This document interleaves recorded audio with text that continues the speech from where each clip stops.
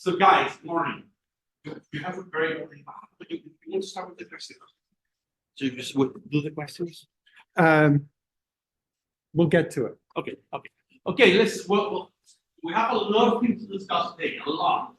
So I have the feeling that these topics, the topic of today, we can spend a semester discussing that. And we are, because we'll come back to We'll questions come back. every class. It's a very important topic. So this is like a 20 minutes lecture. So the whole lecture is satisfied by 20 minutes of the semester. Do you remember what I mean? Do you remember what I said in the first class? That I usually say I talk for 2 hours and only 20 minutes are worth it because the rest is trash. So, but these things, I think this is all all of this is very important. So, you know that this is a class about history and theory, and there is something that is really important, one specific date that is very important for this topic, for the right of the city, which is 1968. You know what happened in 1968? Please, you can Google it. Why 1968 is very important? Can you guess? Why do you think 1968 is an important day? Obviously, it's not world, it's important than month. Why do you think 1968 is very important to discuss the right to the sea? Yeah, we have a convention about the creed. It was a convention? No. So no. The Kyoto Convention was in the day. It was a little late in the century. Desegregation. So you're closer. 1968 was the year, where most protests have happened in the history of humanity. So in that year, I don't know what. No, we know what happened. Something happened that there were a lot of protests around the world. So a lot of people took the streets to protest against the system. So obviously this is not 1 year. So you know when Selma March happened with Dr. Martin Luther King? With 1965, I guess. So obviously 3 years earlier, Martin Luther King was already in the street protesting for civil rights. But there was a peak of civil rights movement in 1968. This one was in Mexico. This is called La Matanza de Tlatelolco. It is the Tlatelolco Hill. So there were several students that moved to the street to protest against over projects. That's a little bit right.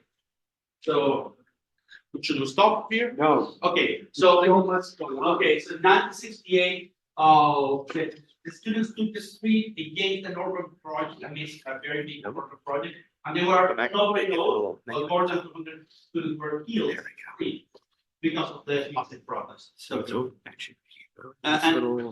now I have a set of images that shows that in 1968 there were many processes happening around the world. So in that era, there was the women liberation movement. I'm going to click on the look here on top of the presentation. There were many processes. It's trying to use internal speakers. You might use faster. Vietnam War. Okay. Now that should be it. Let's assume it works. Also, we have the Black Panther movement. I can help until Was they very important. It's going to be like 20 It's minutes. very iconic image. Okay. You like this topic? do now. Ben, do you want me to stop here? No, keep going. the show must go on. I'll just hang out until we see it work. All right. Thank you, Ben. Of the 3 guys in the Olympics raising their hands, 2 Black Americans raising their hands against the system. That was also 1968. 1968 was a peak of civil rights movement and protests around the world. 1 year later, 1969, scholars in architecture and urban design woke up and understood that we have to integrate more than people into urban projects. What do you think 1969 was important? What happened in 1969? Can you guess? Yeah. That's the image that I was talking about. So that it was just 1968.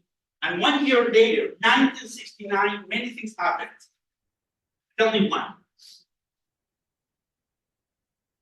In this moment, this is the moment where we should say good stuff. 69, you said? Yeah, the landing of the moon, for example. Yeah, that's a important one. Yeah. And what else? Here's a hint. You But- can't get away from this in the news this week. All they can talk about is what was happening in 1960. Yeah. That's What all we hear on the news. I don't know if you listen to any news. That's all there is. Yeah. What happened? So in 1969 was Woodstock. You know what is Woodstock? That's sad. How can we It's leave it? okay. No, it's not. No, their parents, it's their parents' fault. It's their parents' fault. And the Yeah. grandparents actually, Woodstock. So please write in your phone. Take your phone No, and write Woodstock. And write your paper Woodstock. ask And you your, have to find Woodstock to this class. ask your parents, ask your grandparents what Woodstock was. Yeah. They might have been there. But the world was different after Woodstock. Was different. And we couldn't imagine this world without Woodstock. But my point is that in 1968, there were a big movement of social protests for civil rights. And after that year, in addition to Woodstock, several scholars start writing about the importance of civil rights movement in architecture. So these are three books written in 1969 in three different moments and spaces of the world. So remember that this is before the internet. So they didn't know that each other were writing the same book. Can you tell me what's the similarity between these two? What is similar between these? Yeah, The cover. the cover. Can you explain the cover? Yeah, that's very amazing. That's good. It's good. Yeah, can you explain the cover? What is happening there?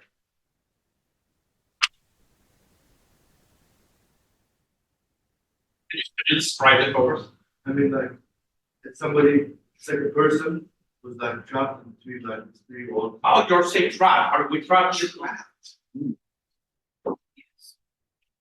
So there is a kind of space, a house, three different spaces, and in the center is a human being, a person. And this single image, this way of thinking changed forever the way we think architecture. So in that moment, we realized that humans should be in the center of architecture. 1969, after the civil rights process. And the whole thing of the right to the city has to be with the connection between people and human space, the connection between human beings and ecology. And we will be discussing this a lot in this semester. How we can, actually in your analysis on Tuesday, you have to present how we engage with people, what we engage with human scale. So that year, 1969, Henry Lefebvre, this guy, published this book called The Right to the City. It was published, he started writing that in 1967, after he continued writing that in 1968. And in 1969, he published that book, and this is what it's all about. It's basically putting the people in the center of architecture. So the right to the city, what says that urban space and architecture in general should be shaped by and for the people who inhabit them, instead of dominating economic interest or private story. But it says that the government and the market are important, yes, but they should be less important than. I have another 60 slides, Robert, but I can stop here if you got this one. This is the most important. So this is the core of the right to the city. This is my 20 minutes part. So governments are important, yes. Markets is important, yes. They are very important, but people should be on top of that. This is the core of the right to the city concept. And why? So this is but we can say the right to the human being or the right of rising people. Why do you think it's called the right to the city? So this is a question. This is a real question for you. I'm always asking me that. So, yeah, why do you think Henry Lefebvre? He said that people should be on top of everything, but he called that the right to the city. Why do you think the city is the way he described this idea where people should be on top of market and government? Yeah, what do you think? Yeah, oh. think he's just saying that people, no matter what like national society they're in, should make a city that favors business and notion of reflects the people. Some people don't have access to certain things. That creates poverty. Yeah. So what Cam is saying is that we create cities because we want to be together. So we engage as human beings. We created cities because we want to be close to each other. So at the end, the city happens because we are human that wants to be with others. So if we think in cities should be always thinking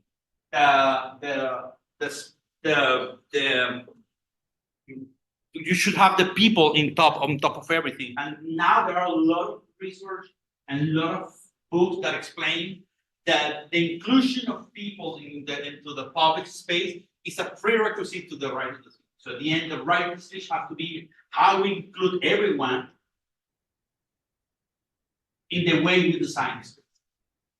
So the core of the right to the city is the city. We always will have the right to be in the city, and we have to all the right to not only to enjoy the city, but also to connect our capacities, our skills, our passions to the city. So the way we design cities should be a way where we provide the right for everyone to be in that city and connect with the opportunities that the city has. So is that clear? Sure, yeah, wow. Yeah. Okay. So, and this all has to be with the notion of social justice and special justice. So, and in the area of justice. So, and it's always under the umbrella of this guy, John Rawls, who explains that the just society is the one where services, products, opportunities are fairly distributed across the city. As Cam just said, if we have some people that have less opportunities to access, or we have discrimination, or we have exclusion, we're not distributing equally the opportunities that the city has to the whole society. Next week, we'll talk about the spatial opportunity. It's how the opportunities that we have in the city have a space in the urban realm, in the city, and how we connect with that or not. Can you describe me what I mean when I say opportunity? What are the opportunities that we have? I need to have in your mind three opportunities that we have in common that we don't have in other places. Yeah, so it's the education. Education, that's a good one. Yeah. Most education clustered, they are agglomerated in cities. We all need to have opportunities to access that. Yeah. So yeah. Medicine. Yes, health access to health. That's a good one. Yeah. You are? Mohammed. Okay. Mass transit. Sorry? Mass transit. Yeah, transportation. Yeah. What else? There are many, so we have 3, but we can have 10. So let's continue. Where else? Water. Access to water. Yeah. What else? Access to public spaces. What is that? Thinking of parks, institutional. Why do we go to our public space? Get away. And that's okay. So you have access to recreation. What else? That's the like London history. Oh, this is the first time that I listened Yeah, to that. But it's to be a true. participant To be a participant in of that history, yeah, to understand it, yeah. Yeah. Big one. Do we give points? We should. Yeah. So what else? Recreation, nightclubs, passions, boyfriends, girlfriends, Social life, social life, and so on. So the city includes that, and what your role says that we have an equal distribution of these rights. So we have more the rights to access to the city. We have more just cities. But something that is very important here. This is Edward Soha. This is a guy that I love, and that's come back to the first point that Robert said in this class. I don't know if you remember that Robert said that we have a culture that shapes systems, and this system shapes the way we design. You remember that? Just make sure it works. Okay, This is that's great. against Thank you. Thank you. a marker today. We don't have markers today. They are there. Thank you, Robert. Thank you. So I don't know if you remember that Robert said something that was very important. He said that we have culture or societies, I don't remember exactly, that shape systems, that shape the way we make products. And vice versa. But he said that, and this is also vice versa. So you have both directions. So and this is very important because there is one claim that you have to do. I've been in many projects around where we have sociologists saying that we don't care about urban design, we don't care about architecture. Because at the end, there is a system that shapes the life, and you are basically designing for that. So if you don't change the scope of the system, you cannot change the project. What Robert says, no, it could be also the opposite. The way we create the project can also shape the system, shape the rights of the city. So, and this is, and the reason because I put this slide here today is because Edward Soha, and in that book, he said that yes, we are social beings that shape the culture, we are temporal beings that shape the culture, but also we are spatial beings. He said that we belong to the spaces. And the way we move in the space also shape the society. So at the end, the right to the city happened in these three dimensions, according to Soha, and we have to be agents of this change through the way we change the space in society. So this is a claim, a call of actions that you will start understanding the way we shape the city as a way to address the culture, not only to address the culture, but to shape and reshape the culture. And what Edward Shaw has said that we can emancipate people, we can include people through the way we shape the city, but especially because opportunities happens in urban agglomerations. And I'm going to stop a little bit to discuss it. What urban agglomeration means, okay? What he says, and many stories, actually you said before, you say that this history, health, access to education, housing, public space, access to transportation happened in cities more than in other places because we tend to agglomerate. So there are urban agglomerations. Things tend to be agglomerated in different zones, in different clusters of opportunities. We have clusters of opportunities. And this comes to one idea that this is one of the most recent report of the World Bank about jobs. He says that the best way to address poverty, they say, is to providing jobs through urban agglomeration.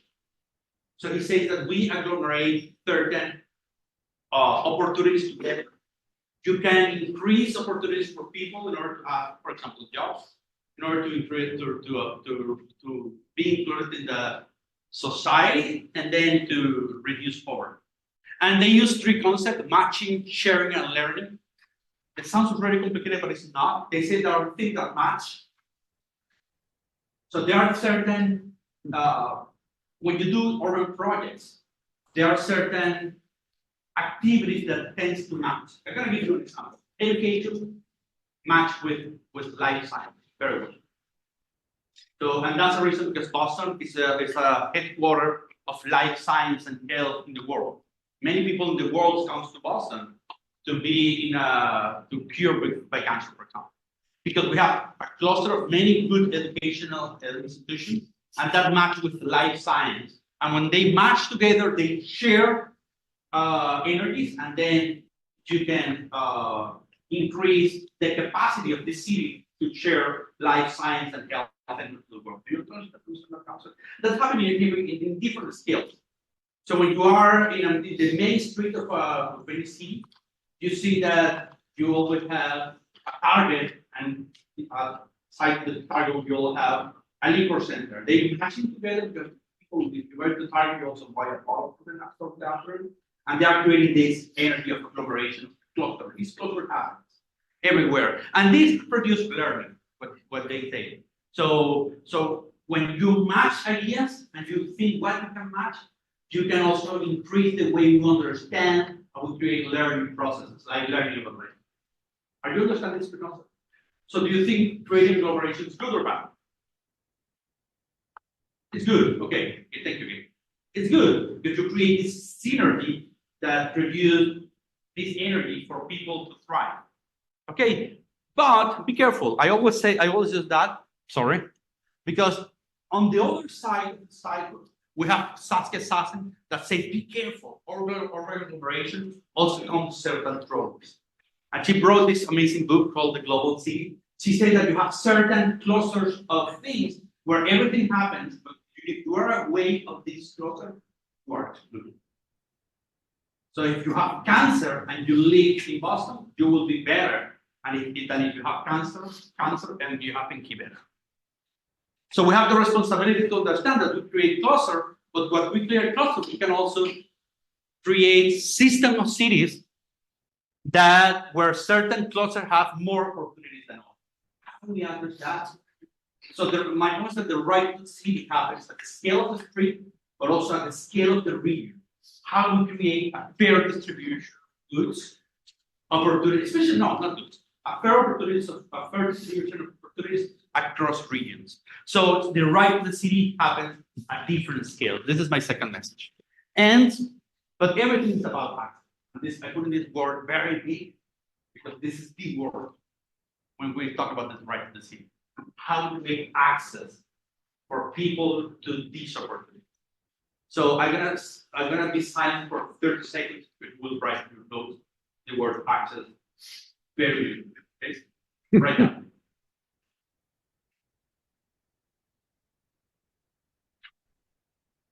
You write that? Excellent. Access is the word. So and access has to be, as David Harvey said, have to struggle with the system and how we distribute access equally, and how we and he said that if we achieve to transform the city through the actions, through the fair distribution of and the city and the region. Remember that last week we said that it takes a region to design the city.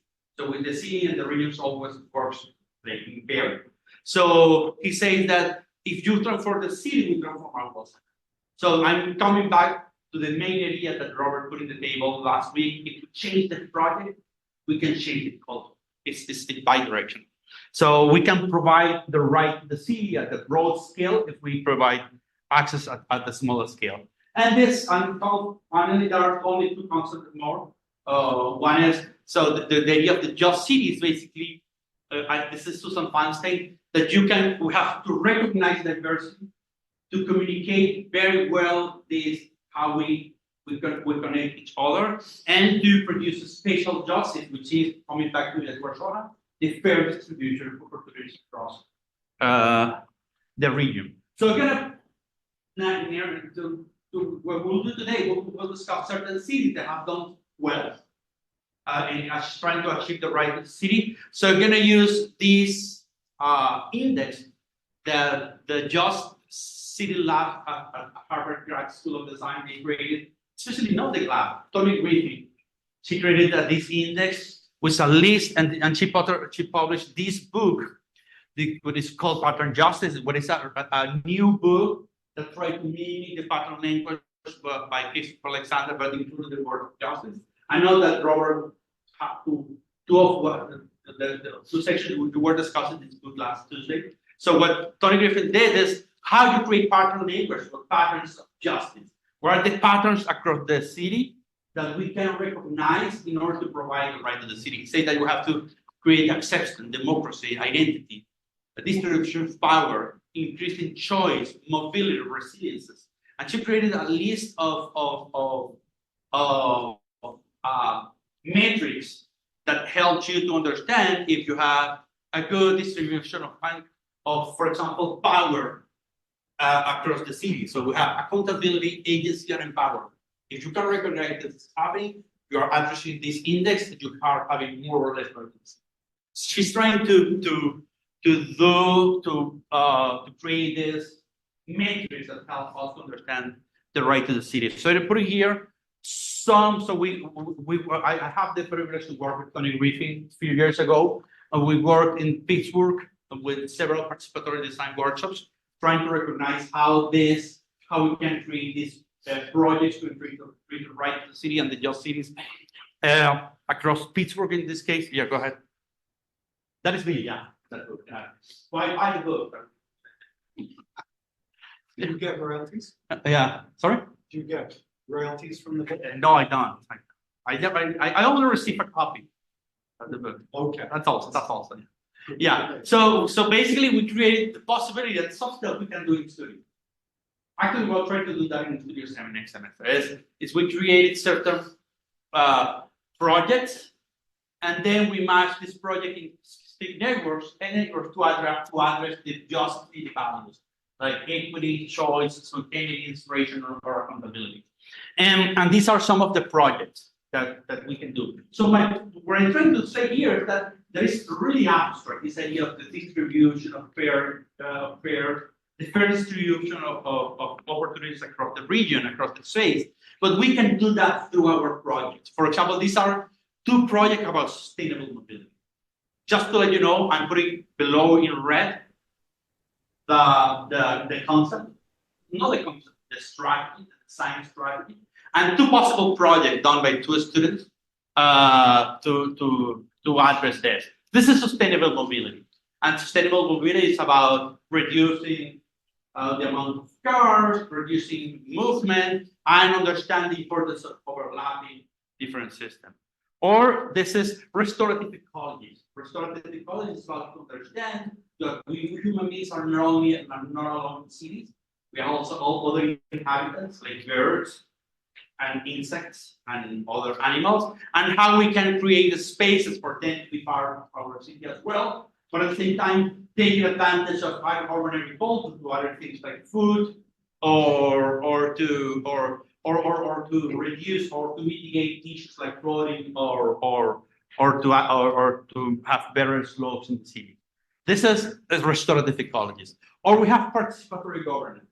How we can create tools that invites people to be more involved in decision making. So we will talk about that a little bit more in some weeks. We have a complete week about participatory planning. But these are just tools. We can do that physically with using art. So they create these frames where people can build their frames and put their ideas in this particular part of the city. Or we can create apps where we engage in the city through social media. Or there are other, this is a big one, affordable housing. So we're planning in a couple of weeks to talk a little bit more about affordability in housing, but how we can create typologies that are more inclusive, that integrates not only market-based units, but also affordable units in the city. Or we also have inclusionary zoning. How we create a zoning that not only regulates the way we shape the city, setbacks, APR, and so on, ones that you already know, but also includes equal or inclusion. So there are many rules to do that. For example, the community land trust. So the community land trust, we'll talk about that in a couple of weeks as well. It's how we have urban instruments that allows us to include people. So as Robert said, this topic will be addressed this topic a lot during the semester, during the studio in the fall, during thesis year, during your lifetime career work. Yeah, that's right. This is not like, okay, here's a cute topic. We're going to talk about it this week, and next week we're going to move on to another topic. That's not what we're doing here. This is foundation. This is the criteria for judging the success of every project, every career, every city's efforts to do better. This is the basis for judging the success of good. And this is being discussed everywhere, I have to say. Yeah. So if you're in any urban design course, and they are not talking about that, they are failing. But usually we talk about it eventually in these courses, but it's almost like in the last week. Who's paying attention in the last week? Like we start with Çat el-Buyuk in Turkey. Say, oh, it's 6,000 years ago after the agricultural revolution, cities started to form, people specialized. Oh my God, kill me now, I'm asleep already, right? No, we can't wait to eventually get to justice in the city at the end of the semester. We have to do our history in reverse. So we start with the future of what you need in your careers to be successful. And now, let's focus on that. Let's make that the central idea that cuts through everything we do all day, every day, every day. Another one, access to public space. You were right, Alejandro. So it's how you have buildings have their eyes towards the street. You know what is that? Eyes on the street. Eyes on the street. You know what I said? What do you think? If you imagine. So, what do you think could be eyes to the street, Aurora? What is eyes on the street? We talked about it on Tuesday. So you know, so that was out after 20 minutes. So what is eyes on the street? Yeah. It's just any public area that can be viewed from the interior. Yeah, that's a good description. Yeah. Fair description. And what does it do? It makes you feel like you're watched, and it kind of prevents you from feeling like something bad happened to you. Right, makes you feel safer. It makes you feel safe. Yeah. So, and also having must. That was a particular project, one private project, public one. But guys, listen to me. The quality of public space is becoming a big metric about good city. Period. So if you go to a good city, and you have good public space, you say that's a good one. And every city knows that.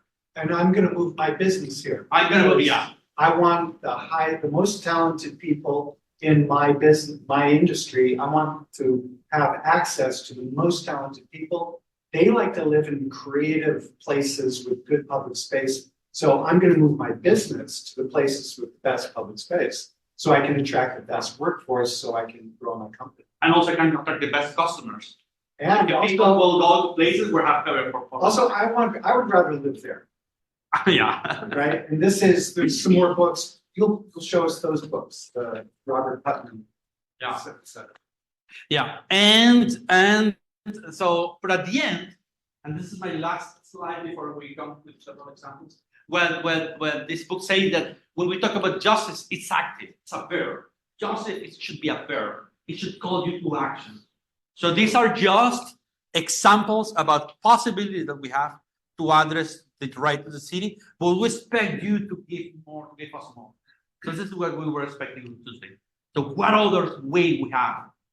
What are the principles that we have right in order to have more just cities? And that's all that I have for now. Because we have all these books, right? We both have doctoral degrees, right? We're fancy. We went to fancy schools and got doctoral degrees. We have tons of books. We're like, what's the point of all these books? What we need architectural examples. So the beautiful thing about this that we just saw, and I'm just thrilled and horrified that we've never taught this course together before, because this is so much better than last year when I gave this lecture. It's like we have all these ideas and these concepts and words and access and blah, blah, blah. But what does that look like when you experience it in real life physically? That's what, now we have the axonometric views. And now, so we go from the concepts to the axonometric views to the architectural views that are oblique aerial photos from a slightly elevated viewpoint. So you can see the experience of the space in the foreground and the larger urban context in the background, and the relationship between the architectural experience and the urban system, spatial system within which that architecture sits. And then we reverse the process. We look at the evidence of the architecture and we extract from it using our mad skills, because we're architects, and we translate those physical arrangements into experiential design principles. They then go from analysis into diagram into our new proposals, our new projects. And when you walk out of here with your degree, when you walk across that stage, you're entering a world with your pockets stuffed full of how do you create the just city? How do you just the city, to use it as a verb? If I can do that. Any questions for now? Okay, quick. Yeah. tech switch. See how smooth this is? So smooth. Easy, easy. Well, almost.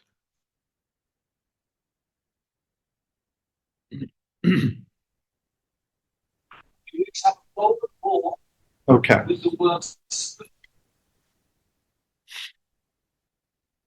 Okay. Up the volume. All right. So I think this is going to work.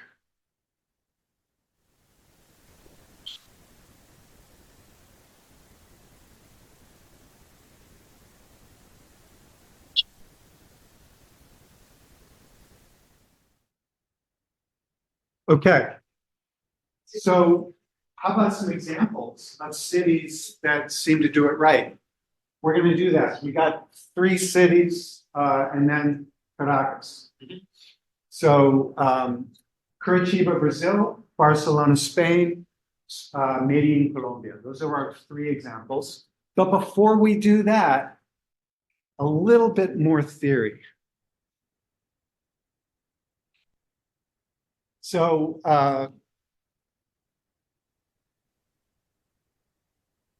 we read these.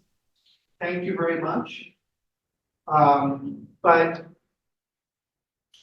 if one of your questions feels really urgent or comes up and it fits with what we're saying, and we might miss the point, raise your hand and ask your question.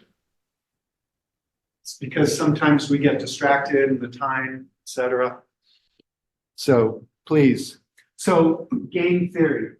One of the things we notice is that throughout human history, the way we kind of portrayed it last week, when something goes wrong, people put their heads together, they sit down together, and they figure out how to fix it. Right? That's how it's supposed to go. And we did that. We did that for hundreds. No, we did that thousands of years. And it turned out pretty well. We became very sophisticated and good at what we're doing. But something went wrong in around the 1970s.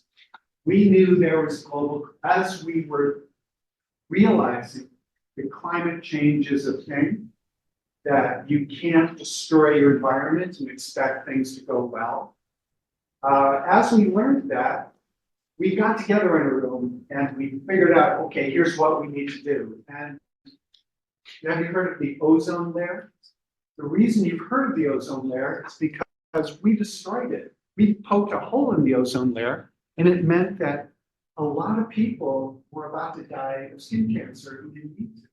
So we got in a room, and we figured out how to change the rules of the system to disincentivize people from using chlorofluorocarbons and to incentivize figuring out alternatives to chlorofluorocarbons so that the ozone layer did not go away, causing lots and lots of cancers. We did it. That's when we succeeded. Thank your grandparents next time you see them. Then, so far so good. But at a certain point, as people gathered in the room to figure out how to reduce the amount of carbon going into the atmosphere, something went wrong. Powerful actors dropped into the room and they said, no, we're going to prevent you from doing this. And this was in the 70s and in the 80s. That was a long time ago. There has been, just to look at carbon, there has been more carbon put into the atmosphere since we interrupted this process in 1985 than all of human history before that. So we had a moment of truth in which we were set to do the right thing, but something happened and we didn't do the right thing. We did the opposite of the right thing. We actually have, every year, we increase the amount of carbon and other gases that are released into the atmosphere. It's not going down. It is still going up. The best we seem to be able to do is slow down how quickly it goes up. Sorry about that. So what's going on? The thing is that, and this, by the way, is a student project from 2009. It's a great example of what a Wentworth sophomore can do to design a project that mobilizes these forces and alters the system. Beauty in a community that is not used to being shared beautiful things. So we're going to look at game theory. This is another theory, but what can we do if the rules of the game are rigged against us? And so this is an example of how game theory works. Who's heard of the prisoner's dilemma?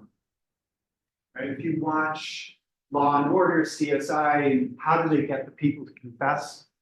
Game theory, prisoner's dilemma. So here's a quick explanation. Let's see if the audio works. Let's say Mr. Blue and Ms. Red are each arrested for something. The police think they committed a more serious crime, but they don't have enough evidence to convict them. They need a confession. They take them and put them in separate rooms so they can't talk and play a little game.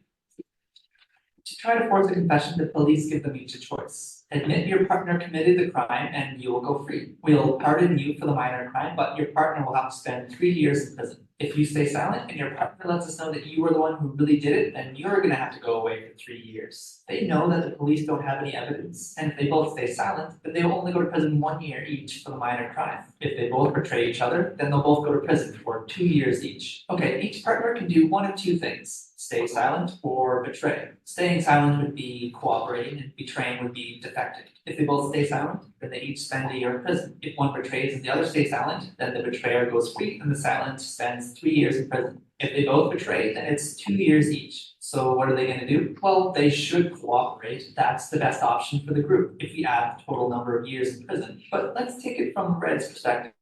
If she thinks Blue is going to stay silent, then she should betray so she can go free. Going free is better than spending a year in prison. If she thinks he's going to betray her, then she should definitely betray. 2 years in jail is better than 3 and being made a fool of. Blue is in the exact same situation and will think the exact same thing. He should betray if she stays silent, and he should betray if she betrays. They should have both cooperated, but from an individual standpoint, they notice they could always gain by defecting if they have no control over what the other person's going to do. So they'll both defect to try to better their own situation, but come away not only hurting the group, but themselves. Individually, they're worse off than if they both cooperated. This situation is pretty made up, but it has.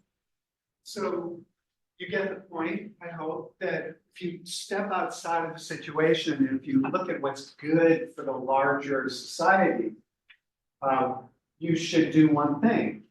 But we make decisions as individuals. So our individual decision space is structured. I'm using very specific language here.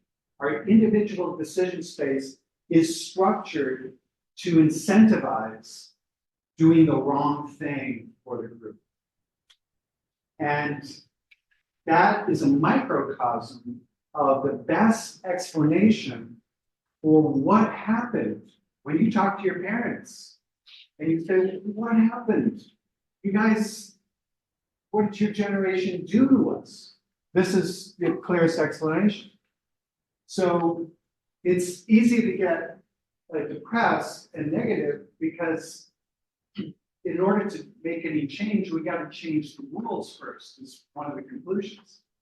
But in these urban examples, what we see are architects and designers who understand game theory. They understand how when there's no place to park, cities increase the supply of parking. And when there's traffic congestion, cities have to decide, because of the rules of the game, to expand the road infrastructure, which leads to more driving, which leads to even worse congestion. And just the congestion moves around a little bit, but gets worse overall. So what do these urban thinkers do to game the system? And so here's a game show example of the same thing as the prisoner's dilemma. You each have a golden ball with the word split written inside. You each have a golden ball with the word steal written inside. I will ask you in a moment to choose either the split or the steal.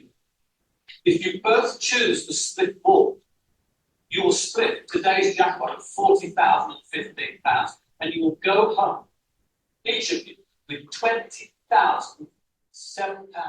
So that's like $25,000 and $30,000 each. This is split, and the other one chooses steal. Whoever chooses the split ball goes home with nothing.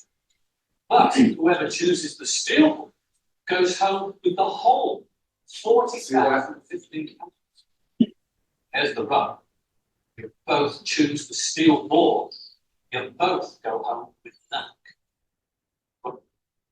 So this is just like the prisoner's dilemma. Here's the right thing for the two of them to do to maximize the benefits of the group. But that goes against the incentive structure. And both of them are on this show, they've watched this show. They understand the game theory of the show. That if you choose split and the other person chooses steal, you're going to go away with nothing. Not only do you give up all the money, but you feel like a chump. Even though the right thing to do is to both choose split to maximize the benefit of the group. So this is another little snippet, little example of why the world is collapsing. It's because the rules of the game operate this way. Yeah, come such a long way to get there. I thought you through lots of things through some both tables. So here's the part where they try to convince each other to do the right thing. So I am more than happy to split with you if I can trust you to keep saying that. I guaranteed you, after showing that now, I guaranteed you at the beginning of the game. You took me through that round and split, and I still intend to split with you. What I'm going to say to you is, I had my cards ready, and I was told that they are, I will come away with something about that. I'm going to look into your eyes when we're asked to make a decision. What would you do? And I see that you're genuine. You're going to stick that money. If you're one of these players, do you choose split or steal? How many of you choose split? Do the right thing. You're good people. How many of you choose steal? Okay, interesting. What do you think happens? They both steal. They both choose split? How many people think they both choose split? That was You're showing it to us. But I'm showing this to you for a reason. So now what do you think happens? What do they both choose? Or let's find out. Let's find out. The guy steals. Calling the guy The steals. guy, you know it was the guy, right? No, I didn't. Look how happy he is. Having lost over £20,000. Bawling her eyes out right now. And how do you feel about her? Do you like her? Do you not like her? Celebrating. Right? So they run this experiment week after week. Okay? And because of the incentive structure, okay, but there's a twist. Here comes the kicker. I'm going to show one more pair of contestants, and something totally bizarre happens. And the reason I'm showing this to you is that each of the cities in our examples here, a similar thing happens. Without changing the rules of the game, they actually produce beneficial outcomes. By understanding the rules of the system so well, they trick it and they get the opposite to happen as what has always happened in the past. What's always happened in the past? We build more parking.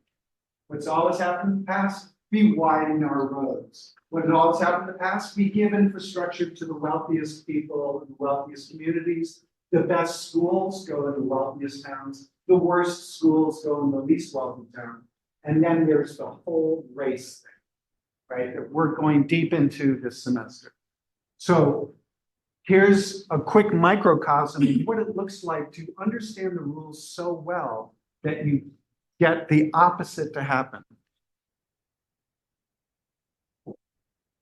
Sorry about that. Trust me, 100%, I'm going to pick the steel ball. Sorry, I'm going to choose the steel ball. I want you to do split, and I promise you that I will split the money with you. But after you took the steel. Yeah.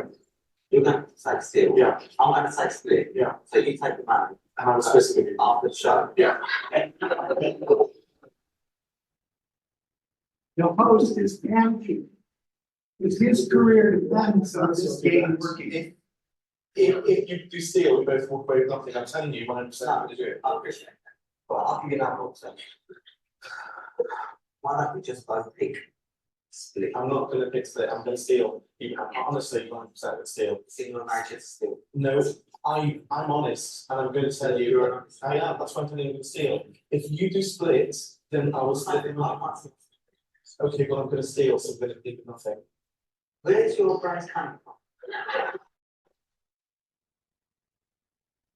He's panicking. I know that I'm a decent guy, and I will split the money with you. Well, we should just both split it. No, I'm going to do steal. There is no. My theory. Of course. If I gave you my word, now let's tell you what my word means. So here's his pitch. My father once said to me, a man who doesn't keep his word is not a man. It's not worth nothing. Not worth a dollar. I agree. So even though I'm going to steal, it's put the choice. You know, the steal. I'm going to go for it nothing because you know I told you my intention, and I told you that I would split the money with you. You have. If I gave my word I was going to split, I would split. And you're going to take steal. See what's going on? What do you think is going to happen?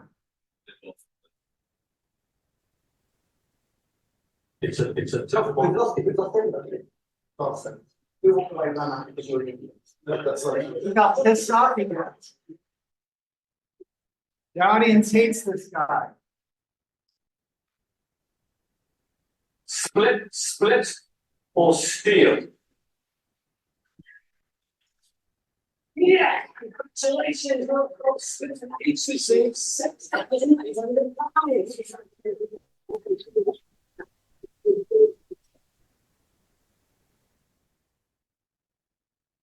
You get it? You see what just happened?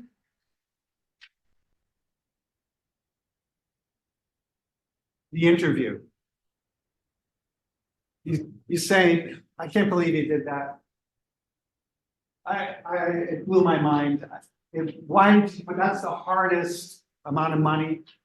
And saying, so what are you gonna do with your money? He says, well, I'm gonna give it to charity after I fix up my kitchen, and me and my friend are gonna go to Australia. Because we've always wanted to go, but I'm gonna give the rest to charity. Then this guy says, I'm gonna repaint my yacht. That's a reference point. Okay. So he understood the rules of the game. He understood how the game theory works, and he didn't want to experience the same old outcome as every other week. So he figured out a way to game the system. So now with that as a framework, let's look at an architect, Jaime Lerner from Brazil. Jaime Lerner, one of the things he's most famous for. So he's an architect that got into urban design and planning, and then ended up as the mayor of Curitiba, small city that was booming, and the traffic was getting much, much worse.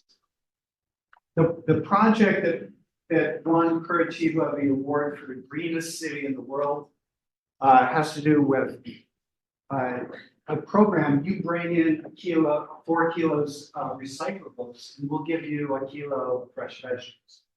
And this has solved 2 problems simultaneously: what to do with agricultural surpluses to control prices so they don't go down too far. How do you move this produce into people's hands? And then how do you clean up the city? And how do you do a third thing? How do you benefit the people who need the money the most? because they had a big self-produced neighborhood problem and poverty. And so they're famous for this. More videos.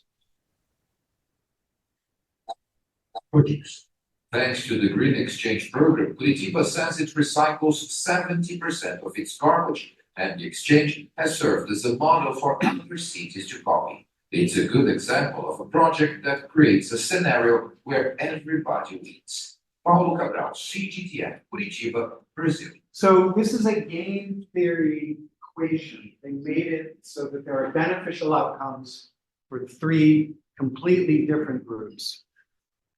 What else does Curitiba have?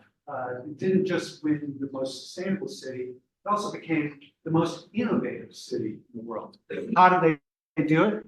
Well, in 1971, there was a plan to, guess what? Increase the parking supply and widen the streets so that the cars would flow more even, right? Sound familiar? Every one of the towns you went to high school in is debating the exact same thing right now, probably. As every town has for the last century. And even though we know better, when you increase the supply, the demand matches it immediately. So Jaime Lerner, when he was in part of the planning department, he proposed, instead of widening the street and increasing the parking, he proposed doing the opposite. He said, let's close this street to traffic and make it a pedestrian mall. You've heard of this. Since then, a lot of towns and cities have done this. And so this is his architectural drawing of how great it would look. And when he became mayor, he said, this is what we're going to do. Well, the shopkeepers said, no, you're not going to do this. We're going to sue the city to prevent you from pedestrianizing a single block of this mall. So what did Jaime Lerner do? He gamed the system. He knew what was about to happen. He was going to say, we're going to pedestrianize the mall, and then the shop owners would shut it down through legal action, and it would never happen. And his term as mayor would end, and we'd be having more traffic congestion in Curitiba. But he did something instead. So on Friday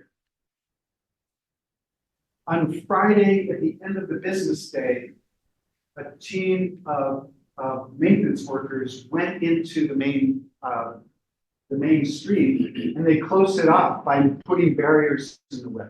And they started to change the paving, and they started to pedestrianize the street. Their goal was to start the project after the city offices closed and complete the project before the city offices opened in the morning. So it would already be finished by the time the shop owners or anyone could take legal action to stop it.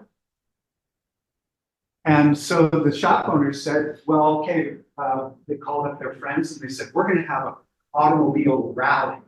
We're going to drive down this main street constantly all day Sunday to keep it from being closed to traffic. And so the counter move was to organize a children's drawing contest that same morning.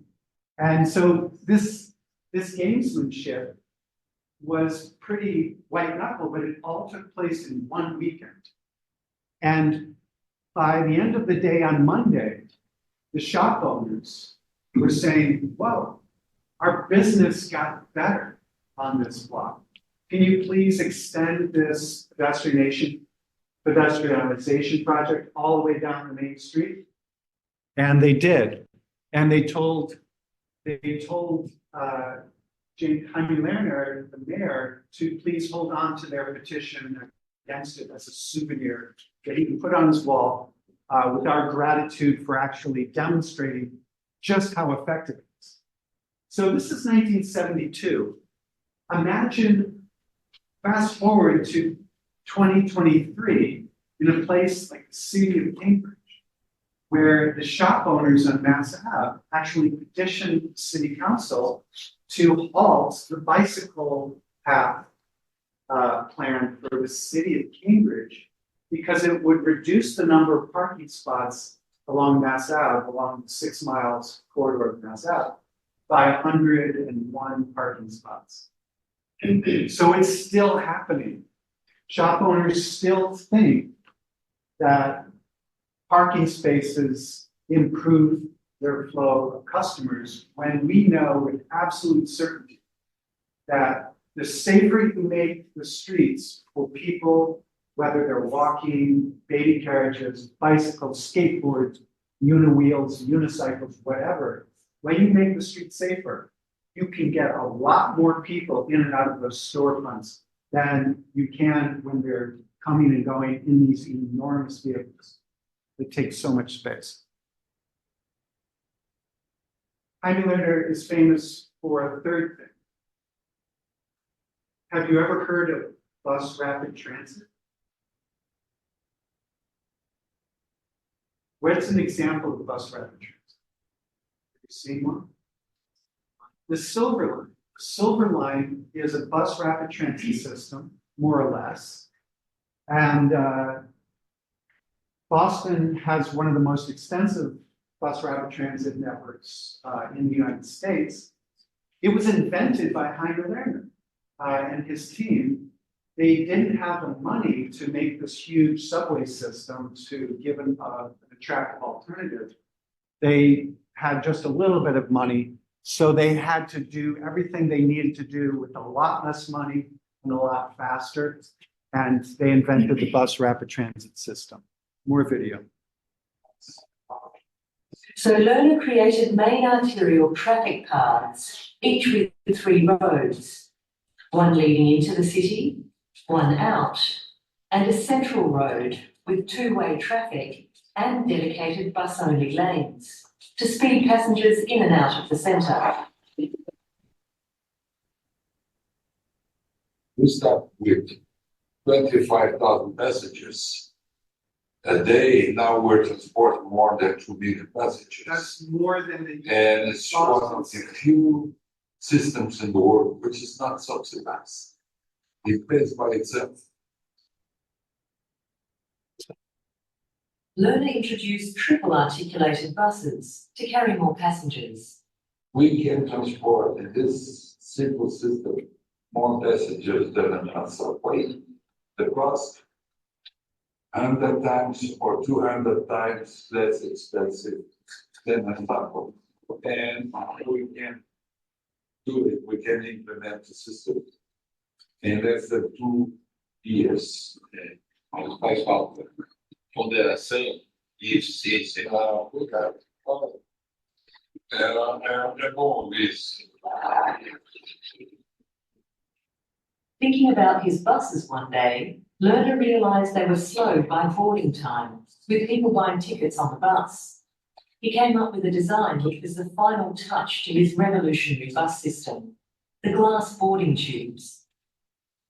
I remember when I decided to start the boarding tube and surrogate and a napkin and a plane. And when I saw it, and it was the dream. Now during peak hour, buses arrive every 60 seconds, and they're always full. 60 seconds.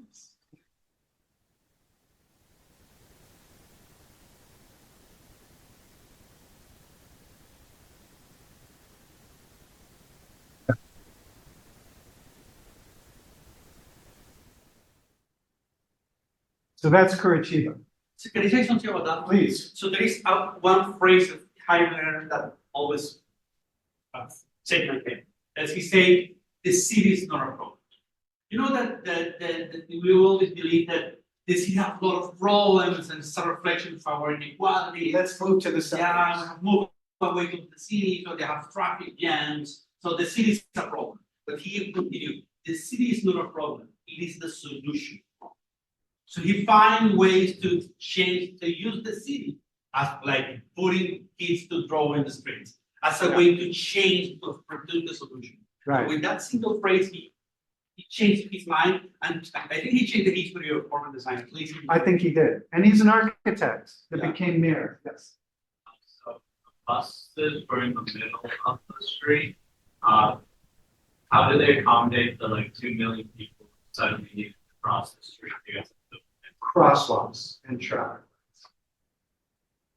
So that's another thing that is important to say. But so everybody claims today about cars. Car is a problem. Car is a problem. So the problem is not only car. The problem is not car. The problem is when we have only cars. So we can deal with cars if we share car with other systems. Like in this case, we share cars with bus and pedestrian. So how we can design things coming together is that's the challenge. And should I feel bad if I drove to school today? Is this a shame? No. Actually, you've got a way out. The automobile in the United States is one of the most vivid demonstrations of the relationship between systems and cultures. If you chose to drive to school today, it wasn't really a choice. How else are you supposed to get here, right? We're in the United States, even though it's Boston, it's still the United States. The system and thus the culture, and those two things are very closely related. It's a car culture. It's a car culture because this system is set up that either you drive a car or we label you as a loser. Have you seen that loser waiting at the bus stop? How do you know who the losers and the winners are in this society? You can no longer tell by the clothes we wear because everybody dresses down. You have to see how they get around and you have to look at their phones, but everyone has the fanciest phone. So you really, how do they get around? That's the system, and that's the clearest demonstration. So moving quickly to the next stop on our journey, Barcelona. So Barcelona has become a pretty important topic to architects. We talked about it in that history theory course you took a year and a half ago. From that We'll guy. talk about that again. Yeah, somehow, I think it's going to keep coming up somehow. Yeah, and some of you were going to Barcelona. What? Yeah. You're going to Barcelona? We're going to Europe and Spain next year. Yeah, we'll have fun there. Oh, I'm so jealous. Yeah. So Barcelona keeps coming up. Back in the history course, we looked at Ildefonso Cerdà. You remember this, right? You remember Cerdà's name. You remember his grid system and how it was very much about how the human body experiences public space. These parks in the center of the blocks, a very nice experience along the streets, and then housing that gives you access to the light and air of the street and the light and air of the garden in the middle of the block. And every block creates this oasis in the center of the block. If only we had preserved that, right? Have you ever been to Barcelona? A few times. I lived there for. You lived there for a while? Yeah. I lived there for a while. What a total coincidence, right? Not so much. Okay, so Barcelona, like Curitiba, like the Dutch, like Singapore, faced some very serious problems. A dictator came into power in 1936. Really the first dictator, then Mussolini and Hitler, but it was really the three countries, not just Italy and Germany, that launched World War II. It really was Spain, Italy, and Germany. It's just that Italy and Germany made the mistake of losing a war. Spain stayed out of it, and that dictator just stayed in power until he died in 1975. So Spain was repressed. It did not develop in the way other European nations did during those decades. And Barcelona in particular was plagued with these self-produced neighborhoods along the beach. Who's been to Barcelona? That beautiful beach you walk along? This is what it was like before 1975. This is Montjuic in the background and Poble Sec, I think. Hold on a second. And so when the dictator died, the architects said, what are we going to do? What then must we do? They said, let's restore the livability and the dignity to especially the neighborhoods that have been so deprived. Look at that, I used the European neighborhood spelling. So what does that look like? So the first thing they did, and they used this term, they said, let's restore the right to the city, because they read Henri Lefebvre's book, The Right to the City, because it was translated into Spanish. And they drew the city differently than the city had been drawn before. Planners like to draw zoning maps with big neighborhoods and colored. It's basically like a coloring book. Remember the coloring books you grew up with? That's the way planners draw cities, with zones of exclusive rights to use it in one way. Well, one of the big steps was to draw the city like an architect. So we're going to look at what it means to draw the city like it's architecture. It looks something like this. This is the market of Santa Catarina, which will come up later. This is where Ignacio, you lived. Right. Here's the subway stop you lived right. Yeah, show us where you live. My view, look at these. So. Here's, Here, I lived here. oh, you did? Yeah. No, okay, you live here. Right by that restaurant. Yeah. In Torre. Yeah. Yeah, And I have to view to that little square. yeah, that's nice. I lived here in a penthouse on the roof of this building. And that was my market. Your market. Yeah. Okay. So they started with public space. They redesigned Barcelona, starting with the squares and the streets and the public facilities. And they drew the things that you experience. If you are someone walking through the streets of Barcelona, what do you experience? They drew the city from the perspective of the human experience. Does that sound familiar? That's how we're going to pursue the analysis projects, very much in the spirit of what the architects of Barcelona did. And they restored these places, and they didn't just restore them physically. And this is important, and this is something architects neglected for about a century. They revitalized these places with activities. At least once a week in this square in Gracia, there is a dance event. This weekend in the city of Somerville, Porch Fest. The front porches of the very dense residential neighborhoods of Somerville are going to be activated with live music on the porches. Hundreds of bands on hundreds of porches. Don't miss it.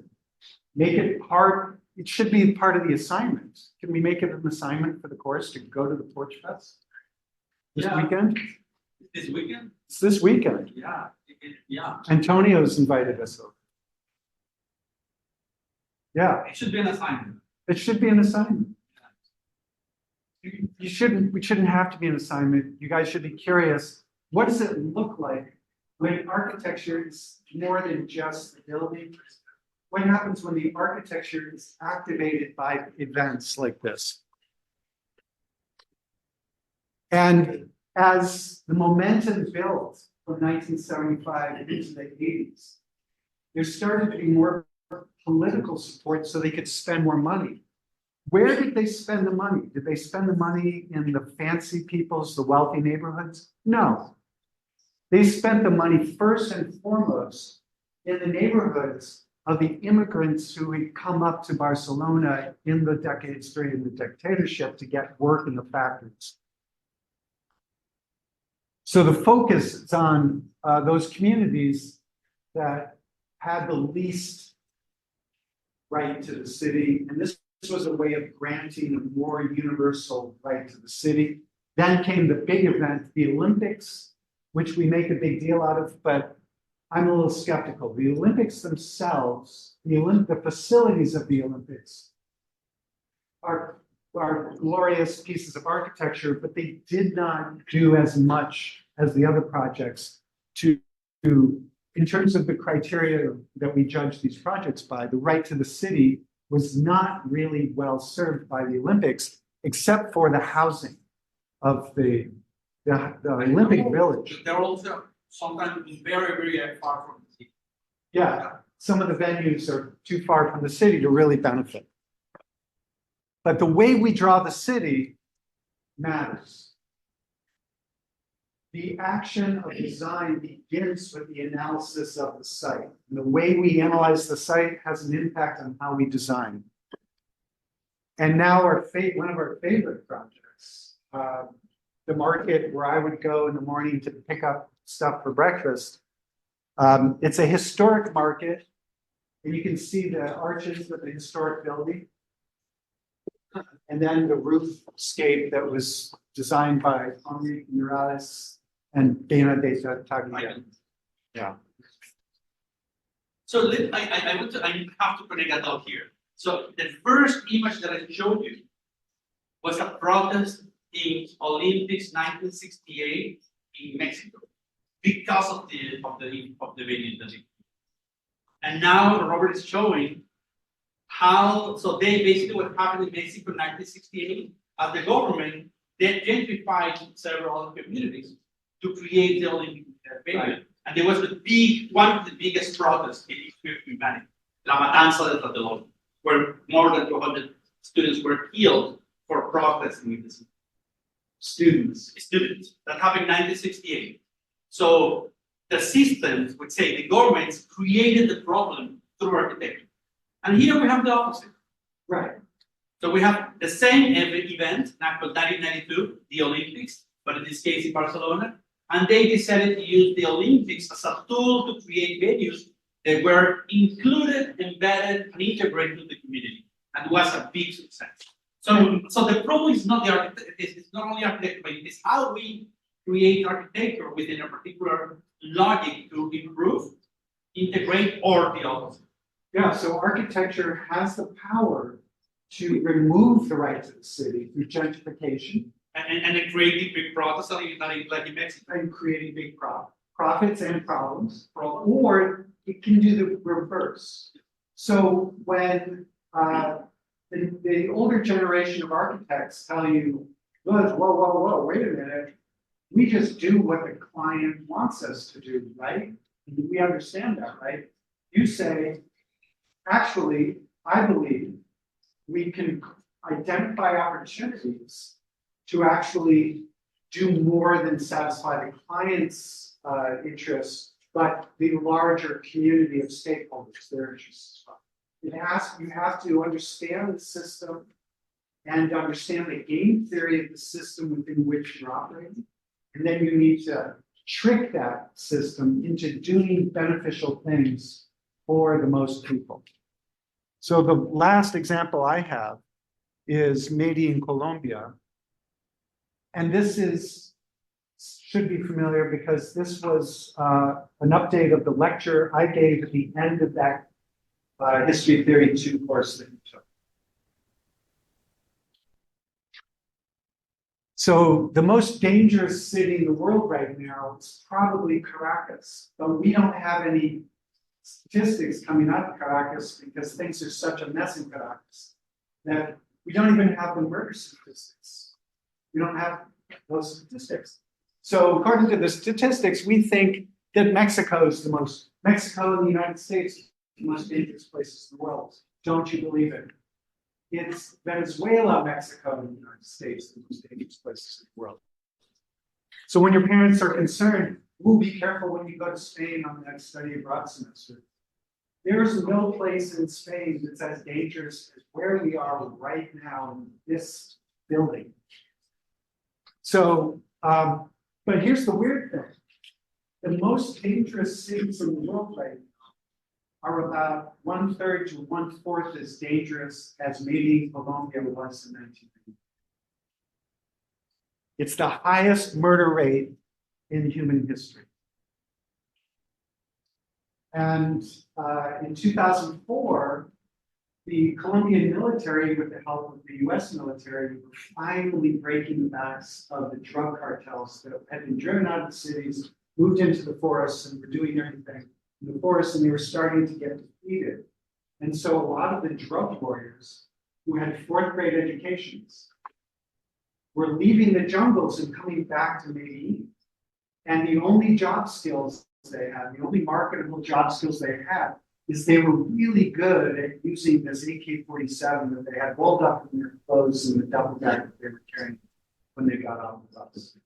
So what do you do when you have an extremely successful, wealthy city of safe, gated neighborhoods with beautiful infrastructure downtown, but then all these self-produced neighborhoods of shanty towns filled with people murdering each other because all of the drug competition between the gangs. And now you have even more soldiers arriving into town with no skills. What do? You call the architects. Sergio Fajardo is not an architect, he's a mathematician, PhD from Wisconsin. And he had a radio show, and it was used to organize a citizens movement of compromise. And the fundamental principle was, you wealthy residents, the privileged residents of Medellin, you've had it great, but your biggest problem that you keep talking about is how dangerous your city is. What would you give to make the city safer? How about this? What if instead of us continuing to lavish amenities and better schools and infrastructure on the wealthiest neighborhoods of Medellin, and what if just for the moment, we turn our attention and provide some services and amenities to the other neighborhoods? And that became a very popular promise, and he won in a landslide. And so what did he do? He brought the architects together, and all the money that had been siphoned away. So the backstory here is Medellin was one of the most successful industrial centers of all of South America. But in order to drive that industry with cheap energy, they dammed up the Guatape River, and it became this huge reservoir, one of the biggest hydroelectric projects in the world. And all of a sudden, they have really cheap electricity to provide to the industries and to the surrounding countries. So Bolivia, Venezuela, all of the surrounding countries are getting cheap electricity from this reservoir in Colombia.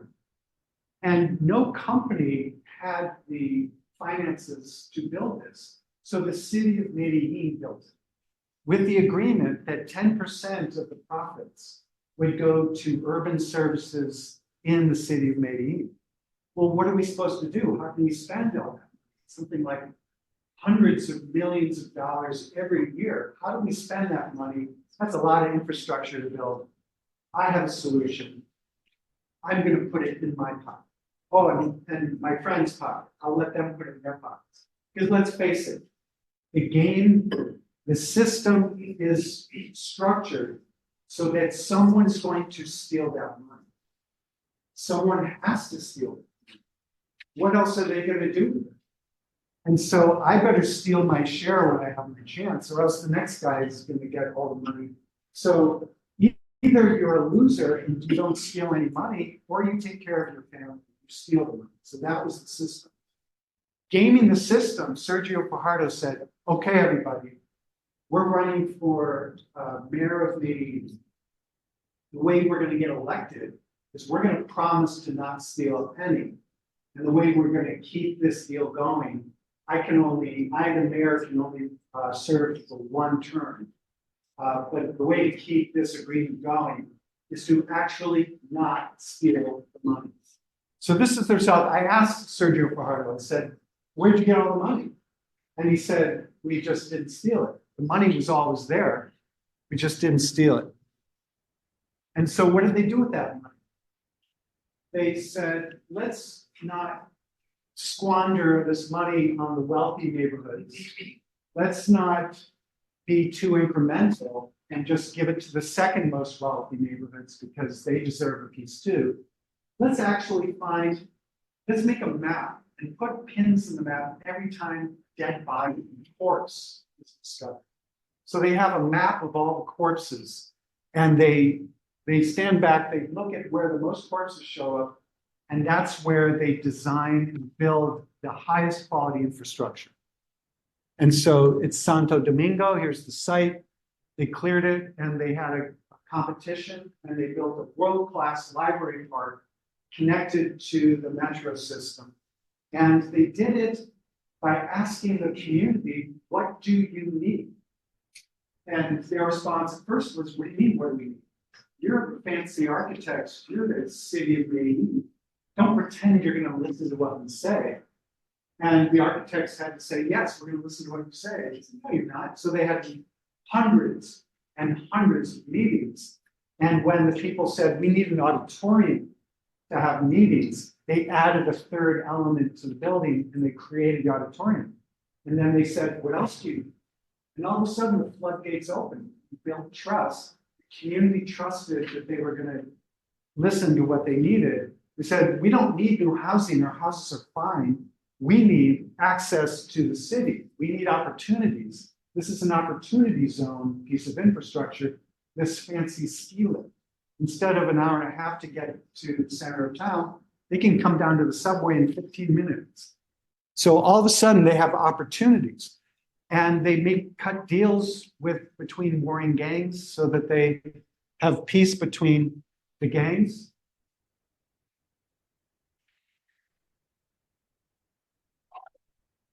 Sorry, this is taking. Those plastic bottles and tree throws. The idea that once someone dies, instead of taking revenge, you plant a tree. These are all people who have been killed, both through their fighting. 3 different groups were fighting for control of the place. And basically, it's just mercenaries and like teenagers killing each other. The idea is not to dwell on the past and action, but to plant a tree in order to hope for the future. So the physical urban space becomes an instrument for forging peace between the gangs and giving them an alternative. Carlos Escobar, no relation. Carlos Escobar, architect, was working in this community and they said, we need a way to get up and down this hill. So an escalator. And at every landing of the escalator, there are facilities where community events and education classes for the children. And it just makes it a safer place.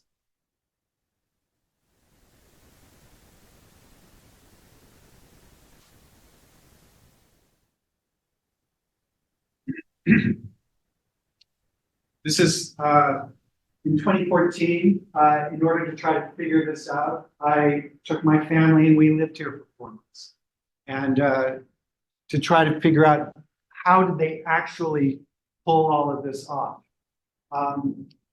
Turns out that Manuel Delgado is connected with all of the architects doing this work, as you read in the reading. And when Sergio Fajardo finished his term as mayor and started to run for president of Colombia, he came to the United States the first time he left the country since stepping down as mayor, and he came to Watson Hall at Wentworth and gave an amazing speech that I'm trying to encapsulate here that you need to use. If he had promised all these things and then simply been a good mayor, he would have just been another in a long stream of well-intended mayors. But he needed to convince people. He needed to game the system to convince people he was serious. How did he do that? He built. He designed, his teams designed and built a library park in the most miserable places in the city. And he did that again. He did 5 library parks in his 4 years. And he did it very fast, and it was very convincing because it was a clear demonstration. He didn't just build library parks, he also built schools and renovated over 100 other schools to create educational opportunities for the people of Medellin. In the year 2004, we got into power. We were a group of people coming from different sectors of society who had created a civic independent movement. We had perfectly clear what we wanted to do once in power, to fight the social inequalities and the violence that we have had in our city. And we needed the formula, the recipe, in order to face those challenges. Decrease violence, and whenever we decrease violence, then we immediately came up with the social opportunities. Those social opportunities were centered about education. How education, understood in a broad sense, which meant education, science, technology, development of productive activities, culture, all those things together should be the way we should go in order to become a better, much better society. So using the city as an instrument for extending access, there's that word, to even the people who are dodging the bullets and seeing their children gunned down in the streets.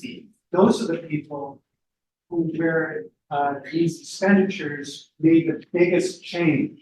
They were the most neglected communities, and that's where the greatest benefit could be felt. And in the mayors since Sergio Fajardo have all carried this on because it's a social expectation now. If you're going to be mayor of Medellin, you got to keep this deal going. And so they keep it going. These library parks, here's my favorite, are an extension of the homes. They built these homes themselves on lands that they didn't own. And when they come outside and when their children come outside and are making their way to school or something, they encounter, this is how connected it is. They have to walk through the library park. This is theirs. When I visited this library park, they had set up music, people were playing games, the children were playing, sellers were selling things. The least important aspect of this library park were the books. But the library part of it was symbolic and very important, but everything else agglomerates onto this architectural intervention of public space and public facilities. And so we're asking for you in this assignment that is due on Tuesday to identify something, just using your instincts, what looks like there's something to learn here. There's some books going around, one's on Barcelona, one's on Caracas, Venezuela, and one's on Medellin, Colombia. And there are projects in these books that are excellent examples. If you are interested in things and you want to look on your own, you can choose anything you want. If you're overwhelmed with the vastness of the possibilities, then please feel free to choose one of the 15 or so library parks that have been built in Medellin, Colombia, or the related projects, the Science Museum Parque Explorer, or the Comuna 13 escalator, or some of these projects constructed in Medellin since 2004. You could also look at the projects in Caracas, Venezuela, by Ignacio Cardona and his team. What's the Mezuca? It's a sport complex in Mezuca, Petare Norte, Caracas, Venezuela. Because there are important things to be learned there.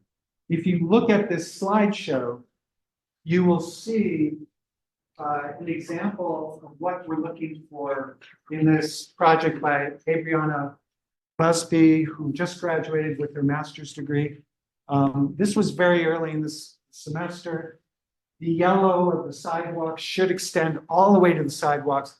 And the crosswalks should be yellow too, because it's a pedestrian network. But other than that, it's pretty good. When you look at the analysis assignment, you can see the paragraph that I've rewritten a little bit to make it a little more punchy, a little clearer. And it's color coded so you can see every element that goes into the paragraph, every element that goes into the caption. You don't need to color code your paragraph or your caption. It's just there in the assignment to help you understand what it is that we're looking for. And in the slideshow that is on Brightspace, outside of the public library entrance, a generous setback is given back to the streetscape to indicate a new social circulation space for the public.